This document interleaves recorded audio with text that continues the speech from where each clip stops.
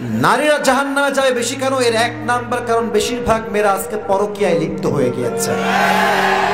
স্বামী থাকে বিদেশে, মেয়ে থাকে দেশে। I'm not insulting anybody. I really respect everyone from my heart. But to be honest with you, মেয়েরা চরিত্রহীন হয় তখন স্বামী যখন 3-4টা বছর তার বউয়ের কাছে আসতে চায় না। ঠিক কি না বলো? মেয়েরা বেশিরভাগ পরকীয়ার জন্য জাহান্নামে যাবে। দেখবেন স্বামী থাকে বিদেশ আর বউয়ের কমপক্ষে 15 থেকে 18 ঘন্টায় যায় ইমোতে। পুরো জীবনটা ইমোতেই শেষ হয়ে যায়। না না, এই জীবনটা ঠিক করতে হবে। মেয়েরা আমার, বোনেরা আমার, যারা আছেন প্লিজ বোঝার ট্রাই করবেন।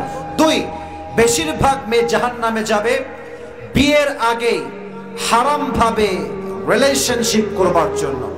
আর আজকালকার মেয়েরা অনেক ভালো, যারা ভালো হয় একদম ভালোর মতো ভালো হয়, আর যারা খারাপ হয় তারা নিজে খারাপ হয় না, 10 জন যুবককে নষ্ট করে ছেড়ে দেয় একেবারে। তো মেয়েদেরকে বলবো না, যদি জাহান্নামে যেতে না চান প্লিজ মেক ইউর অ্যাফেয়ার হালাল। যদি কেউ স্পেশাল থেকেই থাকে বলে দেন, যদি বিয়ে করতে চাও আমার সঙ্গে থাকো, বিয়ে না করতে চাইলে একটা মুহূর্ত হারামে আমি থাকতে চাই না। ঠিক কিনা বলেন? হয় বিয়ে হবে না হয় ব্রেকআপ হয়ে যাবে, সোজা কথা। মানুষকে ভেবে কোনো লাভ নাই। ঠিক কিনা বলো? 2টা কারণ, 1 চরিত্র নষ্ট, 2 পরকীয়ার জন্য। এবার আসেন, পুরো পৃথিবীর মানুষকে কিয়ামতের কঠিন দিনে প্রথম হিসাব কি বিষয় নেওয়া হবে কে বলতে পারে? নামাজ। নামাজ নামাজ বলেন সবাই, নাম বলেন সবাই, কি? আসসালাত, নামাজ। যারা হবে বেনামাজি তারাই যায় বেশি জাহান্নামে। দলিল আছে আমার কাছে, এটা দলিলের বাইরে নয়। পারা নাম্বার হচ্ছে 29। কত নাম্বার পারা? জোরে কর না, কত নাম্বার? সূরাটার নাম হচ্ছে সূরাতুল মুদ্দাথির। বলেন সবাই, নাম কি? মুদ্দাথির।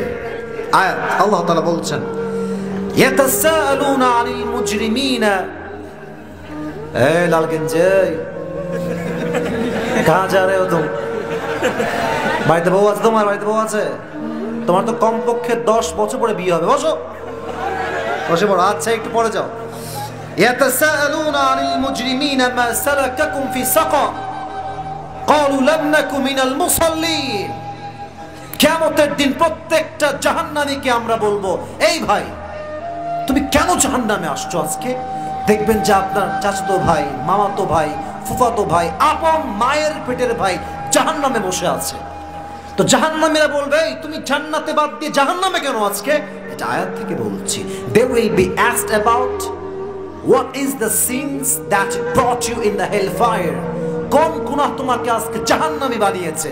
আল্লাহ বলছেন, সবাই জবাব দিবে, ক্বালু লাম নাকু মিনাল মুসাল্লিন। বান্দা বলবে, আল্লাহ আমি তো সব কাজ করেছিলাম তোমার জমিনে, একটা কাজ বাদ দিয়ে, যে কাজটাই হচ্ছে আমি 5 ওয়াক্ত নামাজ ঠিকঠাক পড়ি নাই। নাউজুবিল্লাহ পড়বেন না আপনারা? আজকাল অনেক লোক আছে দেখবেন পুরো সপ্তাহে খবর থাকে না, জুমার দিন আসে।